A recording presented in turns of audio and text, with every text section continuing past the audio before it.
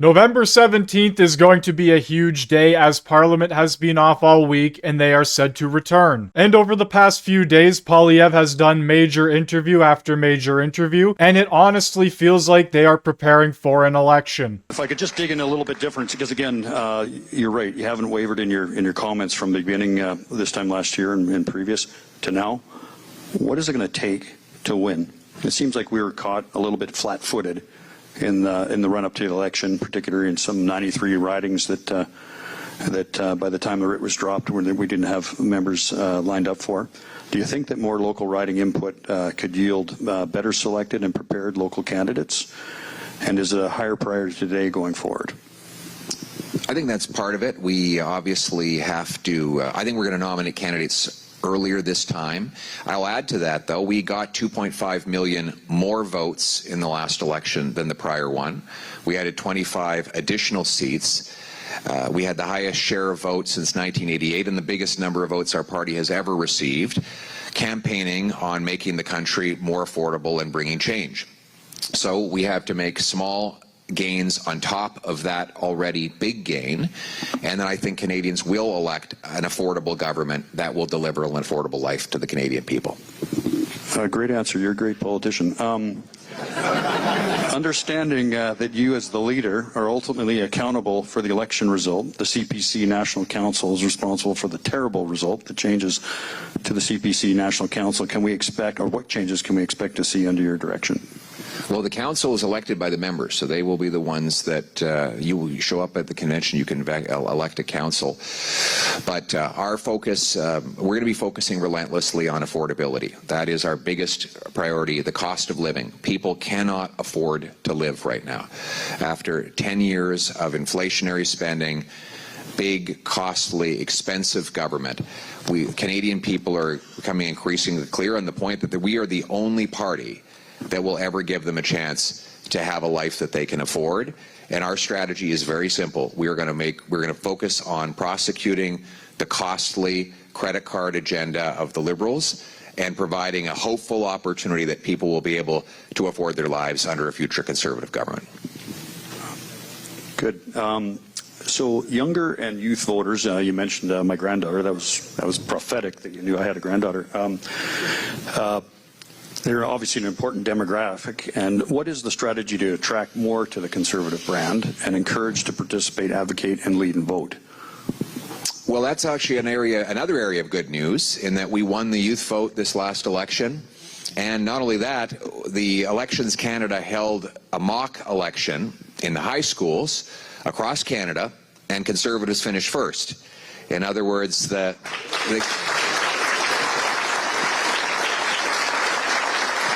I don't know if that's ever happened before.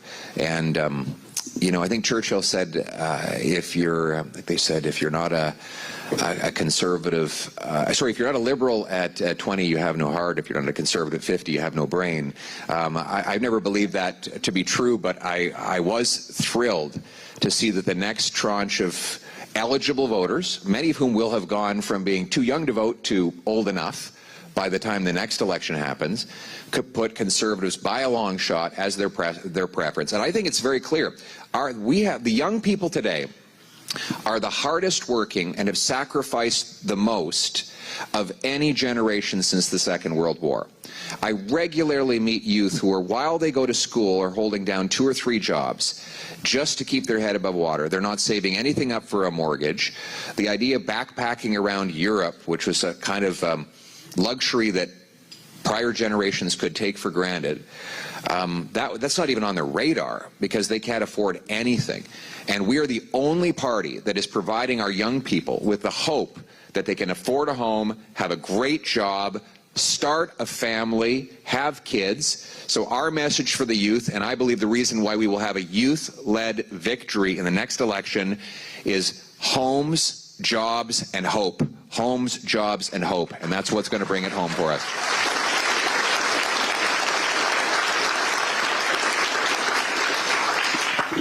Well, Well, all us young guys would agree with that. Hey, you're youth, aren't you? Yes, Great. I am. So that moves on to the octogenarians. Youth used to be 30, but with inflation, it's 40. Yeah. So, yeah. I just made it. So we have a lot of octogenarians in the room today, like old Dennis O'Rourke in the back corner there, and his gang here today. Many who swung to the Liberals in their last minute of the election. What is your message to them to gain their support? Well, the first thing is that I mean, a lot of our seniors are struggling to pay for their groceries. That they notice the food prices are rising faster than their pensions, and their fixed incomes make it impossible for them to have the life that they were promised. Unfortunately, many of them are stuck working longer in order to pay for the rising cost of living. Conservatives are the only party that are going to make life affordable for our seniors, but also you want your grandkids to do well. You want your grandkids to have the same opportunities that you have. And I would encourage every retired person who has grandkids to ask them how they're doing. Ask them how their lives are. Ask them how their rent is, whether they can afford to pay their bills. And you know, you might have been poking and prodding them to give you great grandkids. You might ask them the reason why they haven't been able to settle down and buy a home. Many of them do want to. I meet a lot of young people who say they want to get married to have kids, and they simply can't afford it. There would be no place to raise those kids. So these are things that we used to take for granted in Canada, but I think all of our grandparents need to reflect on the opportunities that this country supplied so many generations and make sure that your grandkids have those opportunities as well. So, great answer. And so you're saying that there's a role that they have to get involved in shaping the youth and helping communicate the plan. Well, in a lot of ways, what we need to do is the youth already have the message. They know what they want. They want to get out there and work hard and earn a great life. And I think the message is that they want to get the same promise from the country that retired Canadians had when they were young. Okay, great answer. Unfortunately, it was a little long. Dennis fell asleep in the back there, so we'll have to sharpen that up, I guess. We have a video we can show it to play back later. All right. Again, just a lot of focus on sort of the next phase for you and the party to get us over the line. Obviously, the budget is an issue. Talked to Conrad Black. He wrote a nice article in the newspaper on the weekend about Carney squandering his opportunity post-election with this lame budget. He talked a lot about that. Specifically in voting against the budget, is there any actionable item that you can take out of that that's going to resonate and pick on that lapse of Mr. Carney? When you say actionable item, you mean what in particular? Well, what's the other than say voting against it? What actions can you take besides coming up and talking about presenting these problems? What we as a party can we take from that and push forward to get the message out? Well, that's why I'm here today. To get the message out about it. I think we have to remind Canadians that Mr. Carney is spending your tomorrow on his today. These deficits will come with a very serious price. The Fitch, which is a ratings agency, has said that our debt is far higher than comparable countries that have AAA ratings. And so he is threatening our financial stability with monster deficits. He's threatening your cost of living. But the second part of that is we have to show as an alternative. And our alternative is clear. We're going to cut government waste, bureaucracy, consultants, foreign aid, handouts to phony refugees, corporate welfare, and other wasted money so that we can bring down the debt, taxes, and inflation, and Canadians can once again afford to live. Okay. I had the pleasure to testify 2 weeks ago at a parliamentary hearing on critical minerals. Yeah. You had a nice, smart young lady, Miss Shannon Stubbs, MP Stubbs there. She was on the committee. She did a great job, by the way. And my major point when I was there testifying on behalf of the mining business was there, obviously, and you covered this off, that there was a need for the elimination of Bill C-69, C-48, et cetera, and keep the feds separate from the provincial jurisdictions. Can you elaborate on that position as far as the federal and provincial interrelation and, quite frankly, interference in that, in terms of permitting process? You mentioned about the timeline, but what can we advocate to separate the federal influence over the provincial jurisdiction of minerals?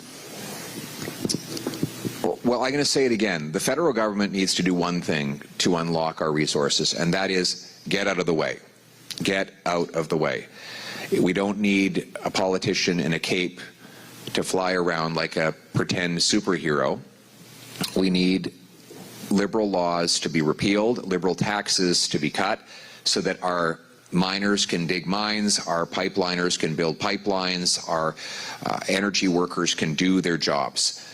We have the resources, we have trillions of dollars of private money that desires to build these projects. The only thing stopping it is the Liberal government's massive bureaucratic apparatus of high taxes and barriers. So if the federal government gets out of the way, we can get these things done. I like your idea of separating into who does what.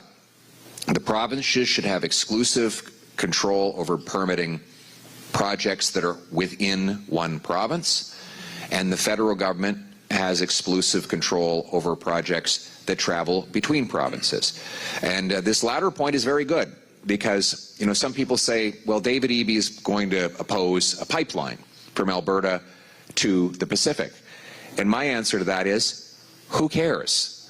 He has no power to block an interprovincial pipeline. It is a federal responsibility.